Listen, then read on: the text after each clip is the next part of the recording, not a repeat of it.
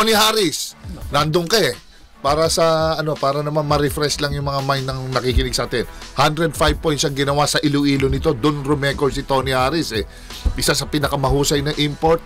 Ano nangyari? Unstoppable ba? Anong pinaggagawa nyo kay Tony Harris doon?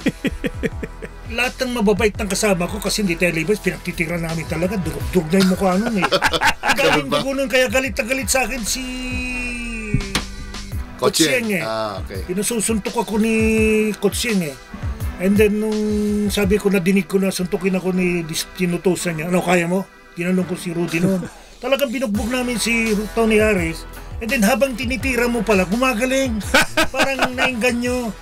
Kaya wide receiver pala ng football yun. Sanay na sanay, no? Ilang bagsak siya noon? Papapasani. Ilang bagsak? Ay, ilang beses lumagpas dun sa court. Sa court eh. Siguro mga 8 meron eh. Ano yung sinusuotan nyo ng paa? Hindi pag drumay, bubunggoy mo para tumalapon na. Talagang walang patid ha? Oo, hindi siyempre natin pag ang aga-aga pa lang penalty na. Habang pinapaul mo siya, puta, di ang tagal ng oras. Iskon sa foul shot. 3 points, dunk pa. Pero matigas din si Tony Harris. Matigas. Magaling.